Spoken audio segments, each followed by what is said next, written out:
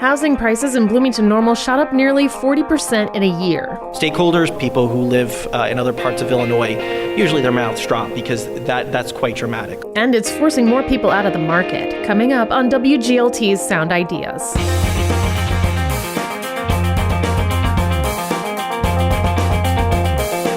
Good evening, I'm Lauren Warnicki. On today's show, it's been 2 decades since the town of Normal opened a skate park. Perceptions about who's using it have changed over time. I just don't think that stigma is there as much anymore. And if it is, it's not true. Now the town is looking to reimagine its skate park for a new generation. Plus, 2 political scientists examine how Roe v. Wade and 2022's Dobbs decision may impact the 2024 election. That's coming up after a Bloomington-Normal news update. This is Sound Ideas on 89.1 WGLT and WGLT.org, part of the NPR network. Support for WGLT comes from Bloomington-Normal Audiology. Hear My Story continues with local patient Paul Brandt. Since I got the hearing aids in August, it's really been quite a remarkable change and one that I value. Paul's full story can be found at bnaudiology.com.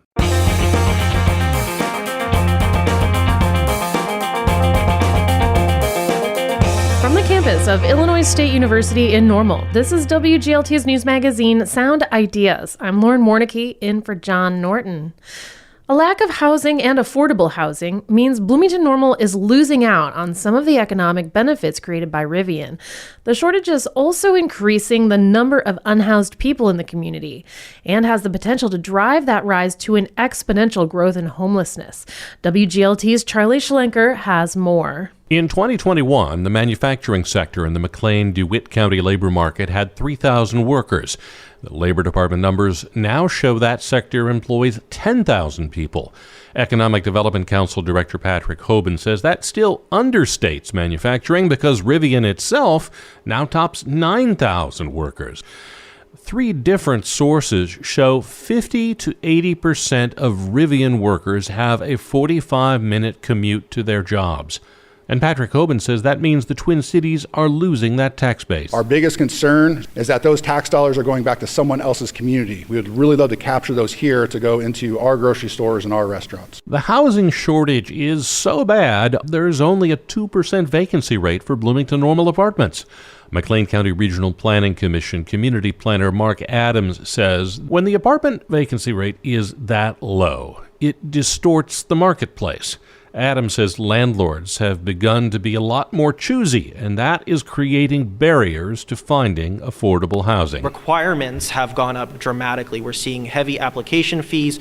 Many landlords from our social service agencies have reported who are requiring 2 to 3 months in advance, and also who are requiring they have a certain credit score. And the inability of people to find or afford a place to live is worse than you might think because Adams says affordable doesn't mean low income. The average teacher can only afford to live in now 12% of the homes for sale within community distance of a school where they work, where it used to be 30% in 2019. Last time I checked, it's very important for teachers, for policemen, for firefighters, people who are not really seeing a lot of wage growth to live in the area that they're working in so that they're more accessible. The U.S. Federal Housing Finance Agency has noted the housing price index for the Bloomington-Normal metro area has gone up 37% from 2022 to early 2023. When we have shared this number with a lot of external stakeholders, people who live in other parts of Illinois, usually their mouths drop because that's quite dramatic. So great for people who own their home, and not so great for people who would like to own their home or people who are trying to move here and raise a family. About half the respondents to a recent Regional Planning Commission survey say they have had difficulty affording housing costs, rent, utilities, mortgages, homeowner association fees, and the like. And the survey skews toward people who are doing all right, because people in crisis don't have time to fill out surveys. More than 30% of survey respondents say they've considered moving out of McLean County, which has adverse implications for further economic growth. Adams says it is an issue not unique to Bloomington-Normal. This is a workforce retention issue. The dramatic rise in property values has obviously increased purchase prices, which has shut a lot of the workforce that are trying to move or stay in the area out of the market. The U.S. economy lost about $1.6 trillion a year in lost wages and productivity due to this issue. Not only does the housing shortage cost Bloomington-Normal sales tax and other revenue opportunities, it can drain community resources and increase need. The story of a nurse who recently asked for emergency assistance shows how that actually works. Adams says the woman and her kids lost their apartment when the landlord wanted to remodel. Even with a steady income and a consistent employment, she could not find a new rental because of the low credit score. After months of working, applying for apartments, and paying high hotel fees, they were out of resources and could not afford another night's stay in a hotel. The Regional Planning Commission is developing a regional housing recovery plan, due out in a couple months. It's supposed to craft actionable items for the community to address to make a dent in the lack of affordable housing. Adams says there's another bleak anecdote from a Housing Assistance Coalition report that shows this is the kind of crisis the community should address. Kyle, a single father with 3 kids, worked at a physical labor job. COVID complications cost him his eyesight. He was evicted while his application for disability benefits was in the works. He had no family nearby. There's no housing transition program. The homeless shelter is full. Adams says area social service agencies have distributed more than $6 million in federal pandemic recovery rental assistance to prevent just that kind of situation. That money is running out. Yet Adams says the need hasn't gone away. And as homelessness rises in a community, so does the strain on human service agencies, law enforcement, and the healthcare system. Housing instability does worsen mental health conditions. It's very stressful, and your stress increases when it comes to housing affordability. Healthy and stable housing is a social determinant of health as well. Adams says if Bloomington-Normal doesn't do anything to create new housing and affordable housing, the current rising trajectory of homelessness could become an exponential one. There are signs of hope. It's hard to finance construction of affordable housing, but McLean County recently became a part of the Tri-County River Valley Development Authority. Director Warren Ribley says the authority provides low-cost bond financing to stimulate development. It is a lower cost and probably about the lowest cost source of financing that's out there. He says it's the only entity in the state to have both state and federal tax exemptions for the bonds, which can shave 2.25% off the cost of borrowing. Ribley says to qualify, developers must set aside 20% of new apartment units for people who earn no more than half the area median income. That's close to $40,000. They're not just for, quote, low-income renters. It's really become more of a product for what we call workforce housing. Those are people who are entry-level teachers, they're first responders, they're healthcare workers, people that are really just kind of getting their start. The authority can issue up to $250 million in bonds. Ribley says there's plenty of room under that cap right now.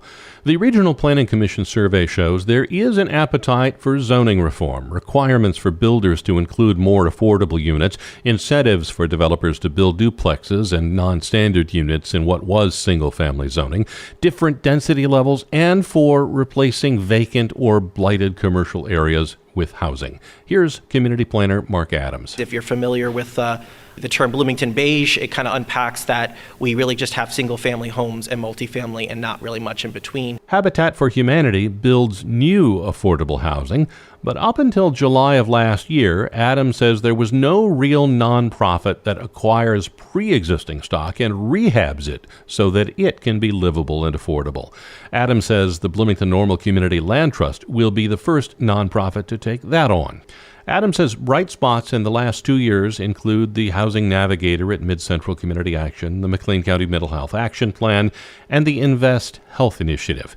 He says those things, new community partnerships, and the Housing Recovery Plan will help address the constellation of housing issues the community faces. I'm Charlie Schlenker. Tomorrow on Sound Ideas, Leah Marlene is back, and a lot has changed for the Normal native since she became a finalist on American Idol. But she's still making music and has a new EP coming out tomorrow night. A conversation with Leah Marlene, that's on tomorrow's show. This is 89.1 WGLT and WGLT.org. I'm Lauren Warnicki. It's Sound Ideas. As you heard on the show yesterday, the town of Normal has plans to use increased revenue from sales and property taxes to fund a few projects that town officials say are long overdue. That includes a skate park. 2 tennis courts at Fairview Park were converted to give skateboarders their own space over 20 years ago. The town has scheduled a public meeting for Thursday, February 15th. That's to gauge public feedback on what a new, reimagined skate park would look like.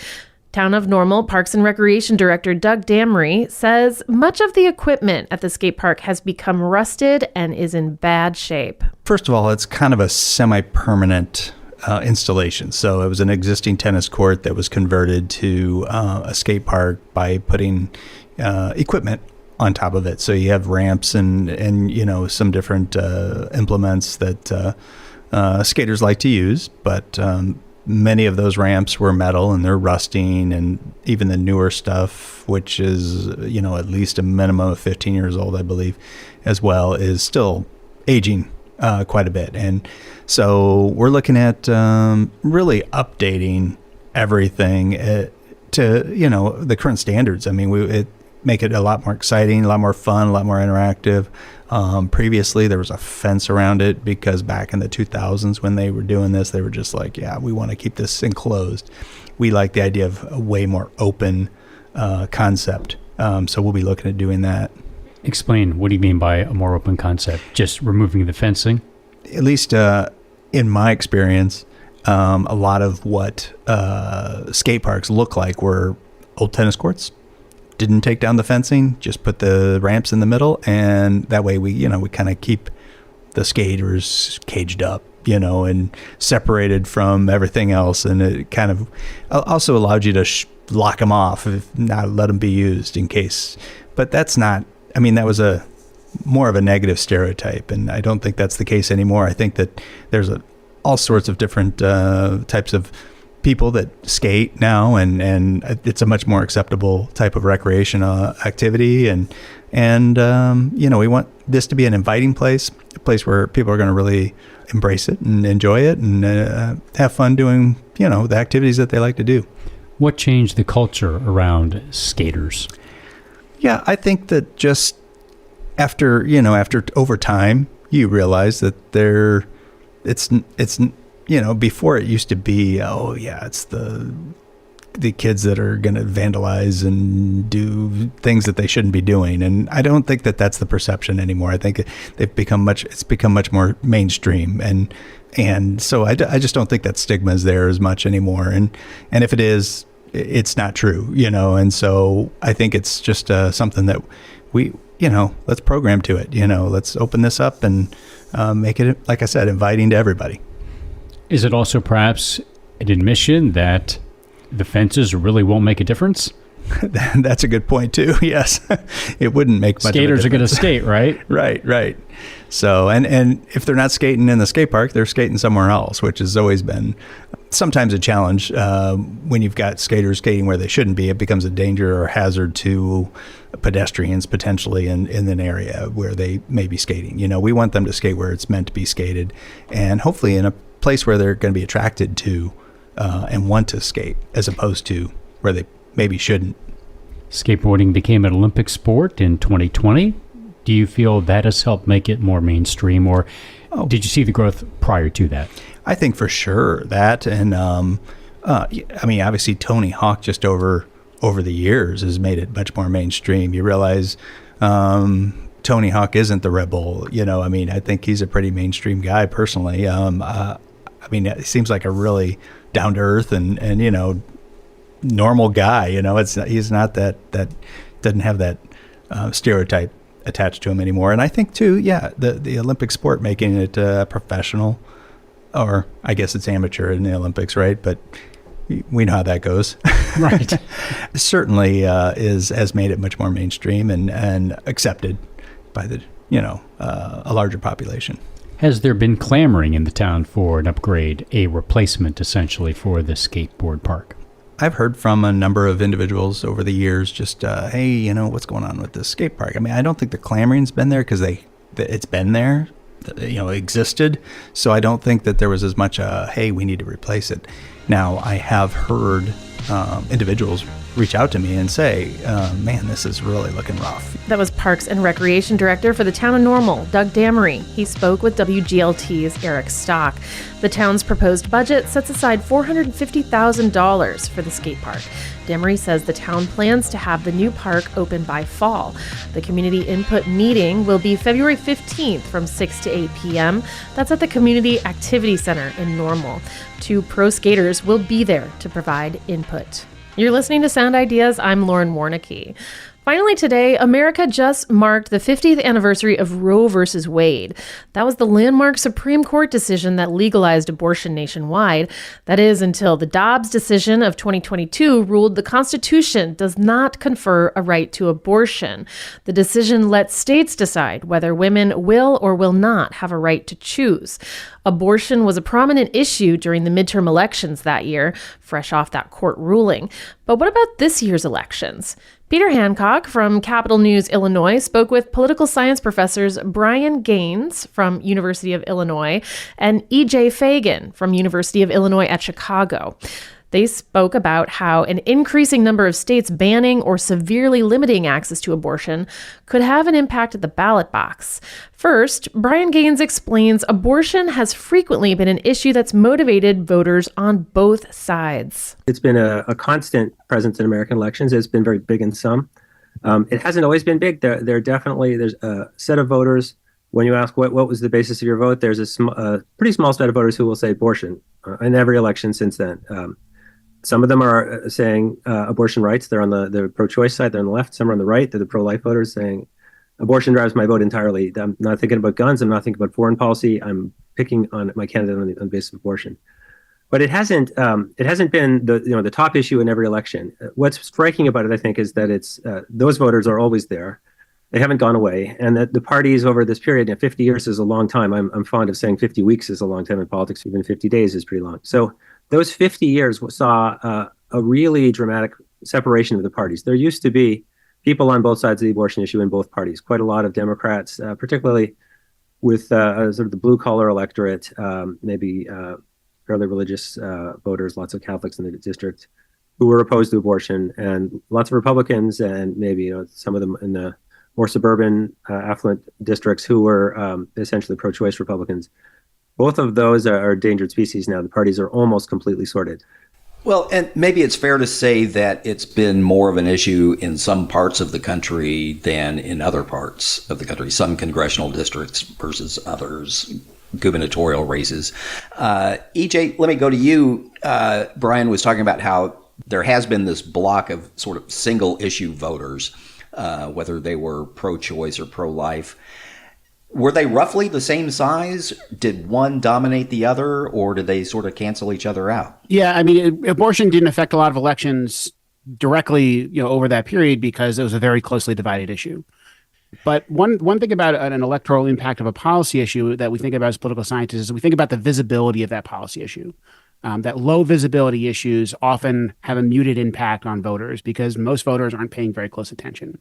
The voters that are paying very close attention, they're partisans. And they are already divided on the issue. But most voters are not partisans. Most voters, try to avoid politics at all times. And so what Roe v. Wade did was it kept the issue off the agenda. Elections had very few stakes on abortion. So if Republicans were elected in a state that were very pro-life, it did not radically change the availability of abortion services, or at least didn't have a huge visible impact on the availability of abortion services in that state. And then Dobbs happens. And all of a sudden, all of those stakes are real. And all of these Republicans who have been promising a very unpopular policy position or a position that was revealed to be unpopular, which is very, very harsh restrictions on abortion, very strong penalties for people who perform abortions, all of a sudden that becomes real to voters. And I think that's what changes in 2022. And I think we see a very real impact on elections. Let me ask, the way it sorted voters, the way people in favor of of abortion rights sort of gravitated toward Democrats. People opposed to abortion gravitated toward Republicans, and painting with a very broad brush here. that wasn't universally true, although I think it became more true as time went on. Was that kind of sorting, was that inevitable? Was it inevitable that the pro-choice people would gravitate toward Democrats and the pro-life people would gravitate to Republicans? Or did the parties sort of engineer that on their own? It was both. It was engineered both by the sorting of groups into parties. So you had this unsorted group before Roe v. Wade. You had evangelical Christians that were largely demobilized, that were not voting on the grounds of evangelical Christians. The Christian right did not exist. And one thing that Paul Weyrich, who was a Republican activist, he founded the Heritage Foundation, and others realized immediately after Roe v. Wade was that there was an opportunity here to make that a very powerful group for Republicans. And it became very powerful for Republicans under Ronald Reagan in the 1980s. It was kind of the heyday of their group, of their power. But even today, evangelical Christians are still the most powerful organized interest within the Republican Party. I mean, if you look at who replaced Kevin McCarthy a few months ago, it was not a business guy from the Chamber of Commerce. It was essentially the leader of evangelical Christians in the United States Congress. But I would look at the Ford administration, the last administration that's a pro-choice Republican administration. Betty Ford was a leader on abortion rights. She was a leader on the Equal Rights Amendment. That's a different future you could imagine, and I think you have a very different electoral coalitions if that's the case. But that's not the way we went, and I think that today this is as polarized as any issue in American politics. Brian, is it still an issue, or do you think maybe people have sorted themselves out over the last 50 years to such an extent that it's really not going to make that much difference in a presidential race? I'm very uncomfortable predicting the 2024 presidential election. It's such a weird entity. I wrote an op-ed recently saying, it's possible Donald Trump could be convicted and denied bail before voting. I don't think it's going to happen. I think we'll see some delays. But he's got so many legal cases. There are so many other things to talk about. I think Republicans will be talking a lot about whether Joe Biden cognitively and stamina and other terms is capable of being president. Is he already letting other people make the decisions? He's a figurehead, keeping an incredibly light schedule. Democrats will be saying incessantly Donald Trump is a dire threat to democracy, not a little threat. We know just how dangerous he is. We cannot let this man have power. Abortion could easily be crowded out in that world, and then events might intervene in a way that it doesn't get talked about. That was political science professors E.J. Fagan from University of Illinois Chicago and Brian Gaines from the University of Illinois. They spoke with Peter Hancock of Capital News, Illinois. According to a recent Reuters Ipsos poll, 70% of Americans said protecting abortion access in their state would be an important issue in determining their vote in November. And about half of Americans said they would support a law legalizing abortion nationwide, including close to 1/3 of Republicans. Thanks for choosing WGLT's Sound Ideas, made possible in part by Bloomington-Normal Audiology. I'm Lauren Warnicki. Story help today came from WGLT's Eric Stock and Charlie Schlenker, plus Capital News Illinois. Ryan Toohey edits the show. This is 89.1 WGLT and WGLT.org, part of the NPR network.